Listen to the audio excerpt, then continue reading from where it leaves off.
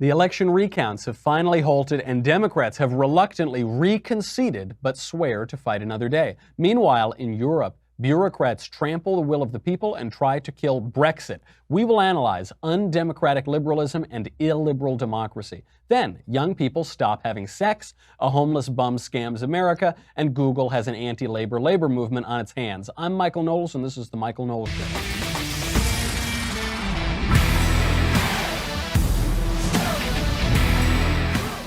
Huzzah, the impossible has happened. Democrats have conceded an election in Florida. We didn't think it was possible. It hasn't happened for 15 or 20 or 50,000 years, but Democrats have done it. Andrew Gillum, the Democrat running for governor, has finally reconceded, and Bill Nelson, the senator Democrat from Florida, has conceded to Rick Scott. We will analyze what it means and why, and how the left, not just in the U.S., but broadly, is trying to undermine both liberalism and democracy. But first, let's make a little money, honey. That's very important to economic freedom. Robinhood is an investing app that lets you buy and sell stocks, ETFs, options, and cryptos, all commission-free. It's simple and intuitive, clear design with data presented in an easy-to-digest way. Learn more at Knowles, Knowles.robinhood.com. This is really important because a lot of services that will help you invest, they cost money. There are some commission fees. Other brokerages can charge up to $10 for every trade. Robinhood doesn't charge commission at all. Trade the stocks and keep all of your profits. It's why it's so good. It's really easy to use, easy to understand charts, market data. You can place a trade in just 4 taps on your smartphone. I won't do anything that requires more than 5 taps. That just that tires me out too much. I'm too millennial for that.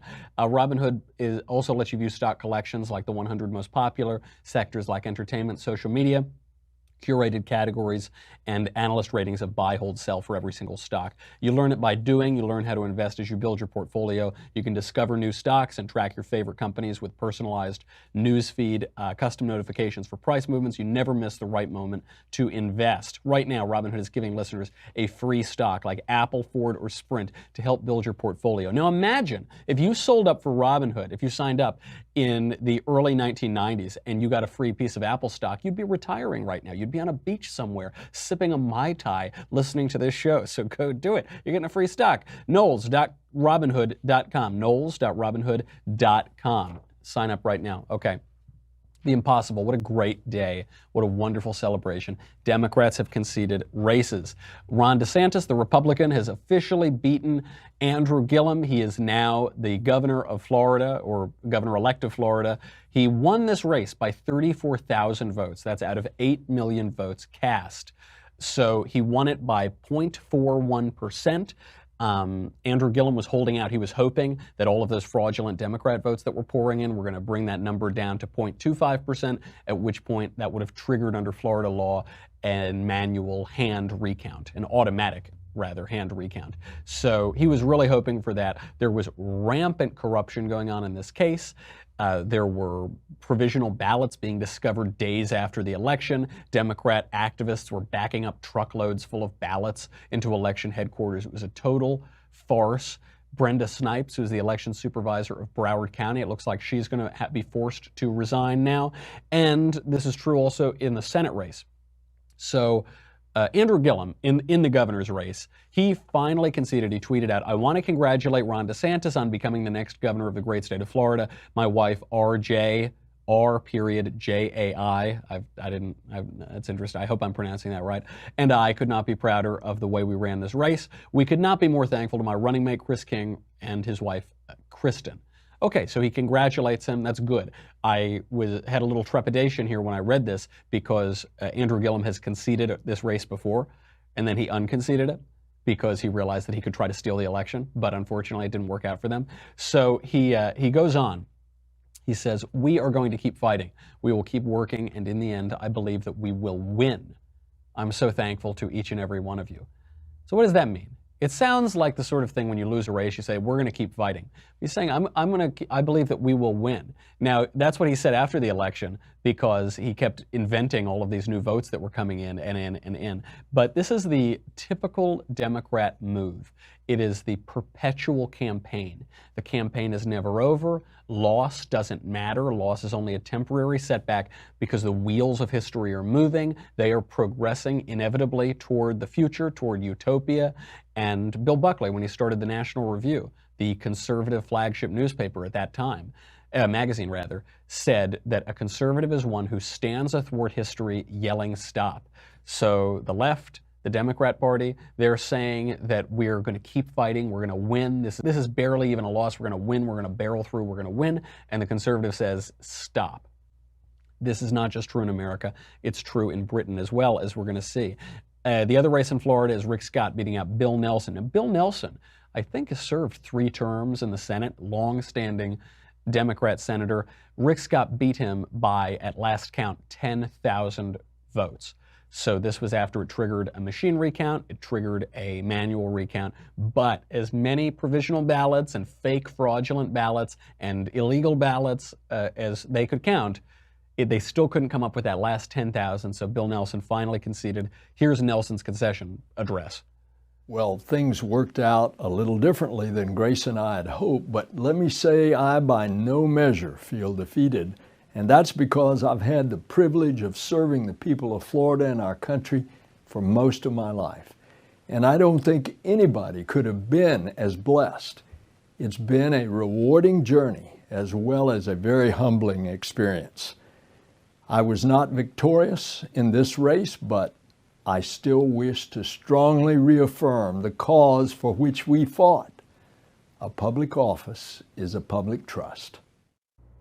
Is that what happens when you serve in the Senate for 3 terms? Do you inevitably become that guy? That guy who, does he have any human left in him? He's just a good old politician. And I'm going to force that smile even though I want to murder about half of the constituents in my state. But I will like to congratulate, and his face just morphs into, he's just a purely plastic politician. It's amazing he got as far as he did. Especially, you know, Rick Scott is he was a pretty good governor, he's a pretty good candidate, but he's out. Bill Nelson is finally out. I'm very glad that takes care of Florida. Then you move up to Georgia. Georgia's the ridiculous one. I actually understand why the Democrats held out in Florida, because 1, it's extraordinarily corrupt, and 2, these were close votes. Even before all these fraudulent, ridiculous days later recounts, new ballots coming in, it was a very close vote. Florida is known for close votes. And then when you add these corrupt officials like Brenda Snipes in there, they probably thought maybe we can squeak it by, maybe we can steal this election. That's fine. People have been stealing elections in America for as long as the country has existed, especially Democrats, because they're very good at it. So I kind of understand it there. The one that is puzzling is Stacey Abrams. Stacey Abrams was running against Brian Kemp to be the governor of Georgia. The Republican Brian Kemp won. He didn't win by 10,000 votes. He didn't win by 30,000 votes. He won by 55,000 votes. He won by 1.4%. That is not that close. You know, you see that automatic recounts are triggered at 0.25%, maybe 0.5%. This is 1.4%. It's 3 times the number that triggers an automatic recount in Florida. And so he wins by a fair bit. This Stacey Abrams, total sore loser, awful candidate, boasted about how illegal aliens are part of her voter coalition. Not a good idea for future candidates who are taking notes right now. Don't do that. That doesn't play well with voters. So she constantly was trying to drag this thing out. She wouldn't concede. She's still barely conceding. Here is Stacey Abrams talking to Jake Tapper after it's all but been admitted around the country that the Republican Brian Kemp beat her. Do you think that Brian Kemp is not the legitimate governor-elect of Georgia? The law as it stands says that he received an adequate number of votes to become the governor of Georgia. And I acknowledge the law as it stands. I am a lawyer by training, and I am someone who's taken a constitutional oath to uphold the law. But we know sometimes the law does not do what it should, and that something being legal does not make it right. This is someone who has compromised our systems. He's compromised our democratic systems, and that is not appropriate. And therefore, my mission is going to be to make certain no one else has to face this conversation. The law as it stands. Listen to what she's saying. Read between the lines here. She's saying, well, yes, according to the law, the person who wins the most votes becomes the governor. Yeah, that's according to the law. But sometimes the law gets it wrong. Meaning the people got it wrong. meaning that the person who gets the most votes should not become the governor, that there should be some new election, a runoff election, another recount. We're going to discover new ballots somewhere. She says, look, I'm a lawyer. I guess she's a lawyer. She's certainly pretty slippery. She's got some of the traits of lawyers stereotypically. But what she is arguing against is the ability of Georgians to choose their governor.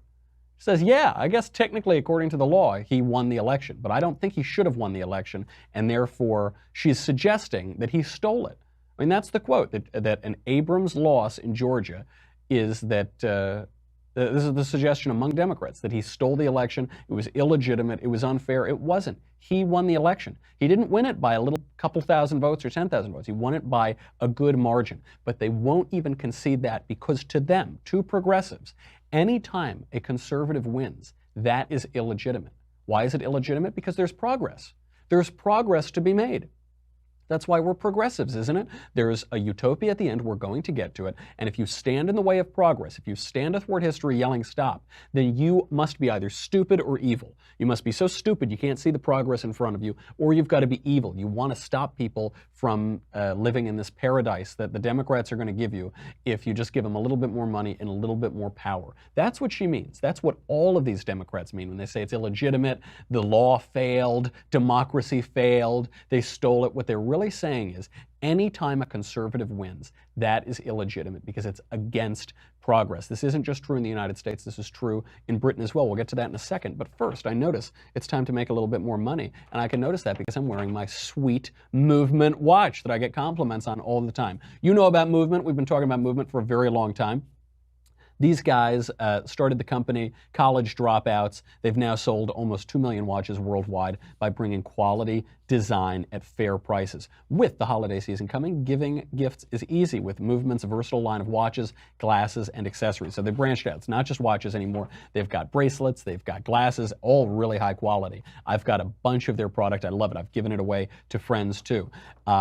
You know, I wear my Movement watch. I get compliments on it. This one is the Atlas from the Revolver collection. They have a new collection though, which Movement, if you're listening, I really want this one, or at least a little discount deal on it. They have the new automatic watch. So they've got quartz watches, which look great, incredible value, and then they've got a little bit more expensive, an automatic watch. So it's automatic movement. It's charged by the movement of your wrist. Incredible mechanical design. It's really, really excellent. That also at an affordable price. These watches, if you bought them in a department store, would be hundreds of dollars, maybe upwards of $1,000. This now you can get them for $95. That's where they start, and they they increase in price. I think the automatic watch is just about $300. An incredible deal for that kind of technology and that kind of design. Excellent, excellent product. And it's a ground-up entrepreneur story. It was a crowd-funded startup. They've now sold a ton of watches in over 160 countries. Unbelievable. And with Black Friday coming up and Cyber Monday coming up, get it now because they're running great deals. You can get 25% off today during Movement's Black Friday Cyber Monday sale. I know what you're thinking. It's not Black Friday. It's not Cyber Monday. The sale is on right now. Do it. Do not miss this opportunity. Free shipping and free returns. mvmt.com/covfefe. C-O-V-F-E-F-E. This is the perfect gift for Christmas, for Hanukkah, for whatever holiday that you're going to give a gift for. It's great. mvmt.com/covfefe, C-O-V-F-E-F-E. They launch new styles on the site all the time. Check it out and join the movement. So the left undermining democracy and ironically undermining liberalism is not just happening in the United States, it's happening in Britain as well. It's happening with the Brexit vote. Do you remember Brexit? Do you remember Brexit? It was the British exit from the European Union. They voted on this. They voted on this in June of 2016. That also was not a close vote. We were told, oh, the forces of staying in the European Union, they're going to win it by a landslide. Hey, guys who want to leave the EU, don't even go vote. Don't even, the polls, look at the polls. There's no way you could possibly win. Does that sound familiar? I think we've heard that in the United States before. So they go and they do the vote, and the leave segment, it was leave or remain. Those who want to leave the EU, those who want to remain in the EU. Leave won by 52%, or rather with 52% of the vote. 52 to 48 to leave the EU. That was in June of 2016. And yet for some reason right now, Britain is still in the European Union. Why is that? The reason is it is very difficult to pull yourself out of these supranational, transnational, extranational organizations. This is why the United States, for centuries at this point, since the very founding, since the Washington administration, has been wary of entangling ourselves in supranational empires. Because once you're in them, once you give up that national sovereignty, once you give up your liberty, it is very difficult, if not impossible, to get it back. So Theresa May, the Prime Minister of the United Kingdom, has promised, she said, we are going to negotiate the Brexit, we're going to fulfill the promise of Brexit. What did she promise? She said Britain would leave the single market and the regulations of the European Union. What is going to happen under her new Brexit negotiation deal? The reality is that Great Britain is going to be subject to exactly the same common rule book. They're changing the name of it, but it's exactly the same rules and regulations and single market as they're currently in with the EU. Another promise was that Britain would leave the customs union, that they would be free to sign free trade deals with other countries. They can make a free trade deal with the United States. They can make a free trade deal with anybody, bilateral trade deals. The reality now with this awful Brexit deal, this fake Brexit deal from Theresa May, is that Britain will stay in the customs union. There will be no ability to negotiate free trade deals with other countries. What about the European Court of Justice? Brexit promised, Theresa May promised when she negotiated the deal, that Britain would be able to leave the European Court of Justice, this extra-national, transnational judicial body that overtakes national sovereignty. In this fake Brexit deal, the United Kingdom remains in the European Court of Justice on regulations, on trade, and the UK courts have to follow it. It's a big fake out. It is not Brexit. It is as though the people voted to leave the European Union, and then a bunch of people on both sides of the aisle, Labour, Tory, whatever, they said, okay, we're going to follow the will of the people, and then neither side is doing it. How did this happen? If the majority of your citizens vote for something on a referendum, promised that it would take effect, why on earth would the party that promised it pull out and say, no, we're not actually going to do it? Theresa May, no, we're not actually going to do it. The first one is bureaucratic pressure. Bureaucrats can outlast you. They are your rulers. They've got time on their side. You don't have time on your side. If another Brexit vote were given today, would it pass? Would the British people vote to leave the European Union? I'm not sure. A lot of left-wingers, George Soros in particular, are trying to have another referendum to undo it. This is what they do. They do it in Florida. They just keep voting and voting and voting until they get the answer that they want. But also, one, the tide of public opinion is going to change, but those bureaucrats from Brussels to the United Kingdom, those guys are not going to change. A few of the electeds will leave, but the actual government forces, the actual state, is not really going to change. Now, the Tories, the conservatives in the United Kingdom, they're ostensibly the ones who are supposed to be negotiating this Brexit deal. They're supposed to be the ones on the side of leaving. But I think a lot of them secretly wanted to remain in the European Union. They say, oh, those people, those country bumpkins, they just voted emotionally. They're probably clinging to their guns and religion. Oh, well, I don't think they have that many guns in Britain, but those country bumpkins shouldn't have done it. They're voting against their interests. We know better. So we're going to mollify them. We're going to pacify them and pretend that we're pulling out of the EU, but really we're going to, in effect, have exactly the same deal that we have now. And that's why you have now a number of members of Theresa May's cabinet resigning, because the ones who actually wanted the Brexit are saying, this is nonsense. You're trying to pull the wool over our eyes. No way. Conservatives in the U.S. do this too. They do it all the time. This is that Beltway thing, that swamp thing, that Washingtonian establishment thing, is they go out and they campaign hard on conservative issues, and then what do they do when they get to office? Nothing. They never intended to do it. I've been in a lot of campaigns. I've met a lot of elected officials.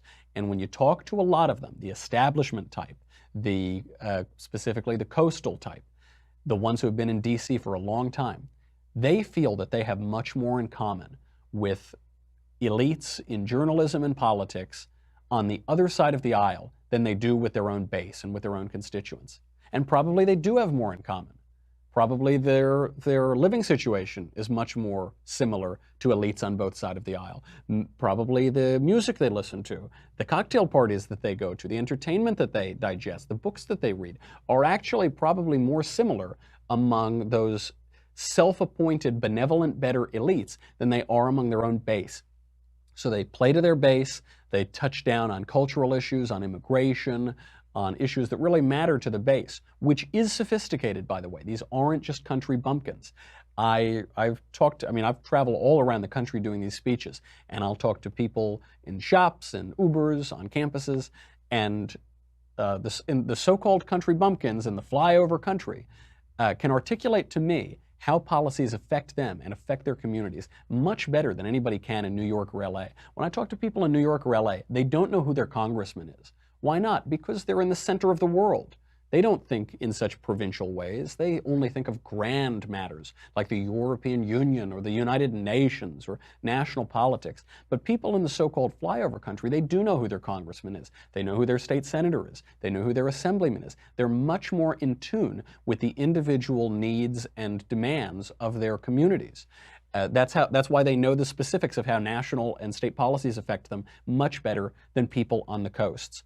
The other reason I think that Britain is trying to get away with this, that European elites are trying to get away with this, and why Americans get away with this, is because conservatives buy the left-wing cultural line, especially the elite conservatives. They buy the line. They hear that the left in the culture, they'll tell you that's impossible. Oh, it's impossible to build a wall on our southern border.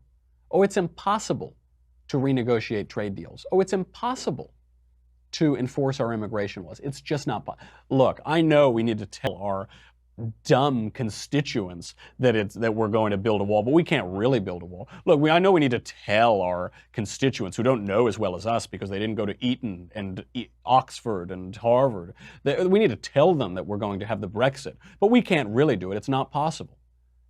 Why is it not possible? If the Trump election has taught us anything, it's that we should greatly expand our imagination and the bounds of what we think is possible politically. We've gotten a lot of things done.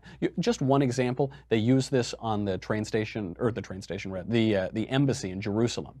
The United States Embassy in Israel is now in Jerusalem. It used to be in Tel Aviv.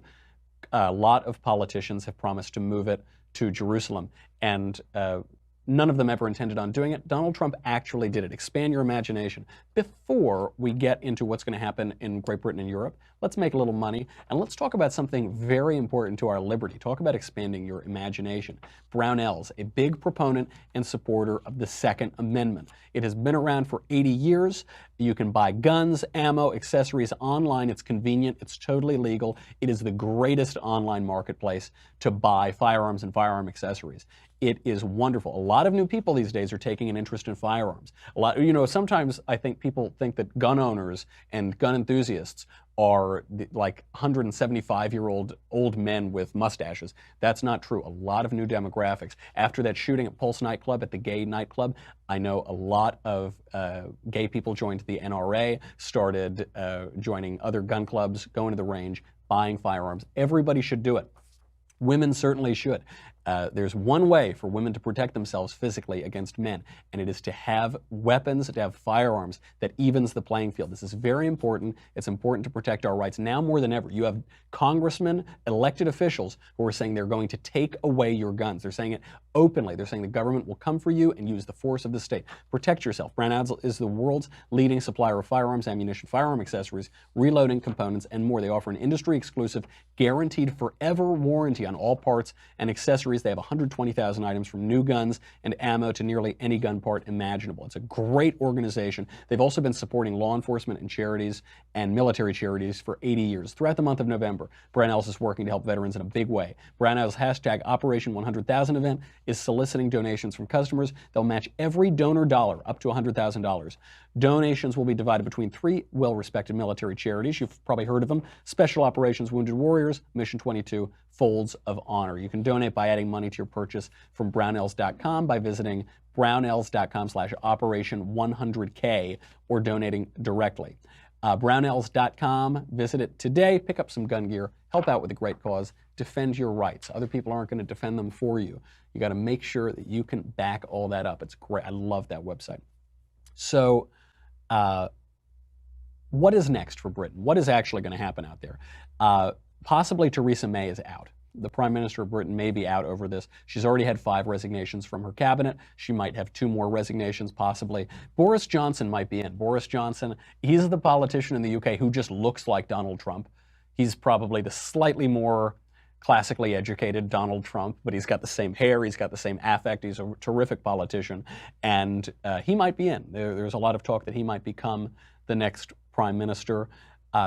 This would be a welcome change because Britain is on the cusp of socialism, of Jeremy Corbyn hard left style socialism. They are so close to it right now. Britain has been through a lot in its history. It faces a perilous moment, and they need to make sure that this Brexit goes through. They need to make sure that it's a real Brexit, not a fake Brexit.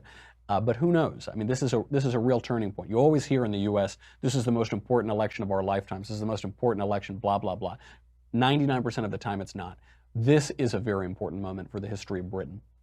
They're either going to careen toward insane leftism, give up their national power, or they're going to take a stand for Britain. I hope they do the latter. As someone of partially British descent, I hope that they stand for their country and for their liberties and for the people who have voted and who they are supposed to be representing. We have a lot more to get to. We're going to talk about why young people are not having sex. We're going to talk about the Bolsheviks at Google, and we're going to talk about Johnny Bobbitt. Not John Wayne Bobbitt, not the one who had that unfortunate incident with John Jr. and his wife and a knife, but Johnny Bobbitt, who is the homeless guy who scammed all of America. But first, go to dailywire.com. If you're already there, thank you. You help keep the lights on. You keep Covfefe in my cup. If not, do you hear that? Do you hear the bells chiming, the birds singing? That's because it's almost time for our next episode of The Conversation, featuring me, little old Michael Knowles. On Tuesday, November 20th at 5:30 Eastern, 2:30 Pacific, I'll be taking all of your questions, easing your anxiety by answering you live on air. Every query that is burned in your hearts will be resolved. Best of all, it's an extra hour-long dose of, you guessed it, the guy with two thumbs and a bunch of Covfefe, this one. I think it's all you could really ask for, really. Plus, Elisha Krauss will be there, too. That'll be lovely. This month's episode will stream live on Daily Wire's YouTube and Facebook pages. It's free for everyone to watch, but only subscribers can ask the questions. To ask questions as a subscriber, log into our website, dailywire.com, go to the conversation page, watch the stream. Start typing into the chat box, you're there. I'll answer your questions. I will so vastly improve your life. Once again, subscribe to get your questions answered by me, Michael Knowles, Tuesday, November 20th, 5:30 Eastern, 2:30 Pacific, and join the conversation. I'm trying to speak in my Ben Shapiro-esque speed voice because we have so much more to get to. You'll also get the Daily Wire Tumblr if you subscribe. The Leftist Tears Tumblr, the vessel, the only one that can capture both Andrew Gillum and Bill Nelson and Stacey Abrams' tears. That's a lot. You should subscribe twice so you can get two. You don't want to have some spill and radioactivity going on throughout your house. Go to dailywire.com. We'll be right back with a lot more.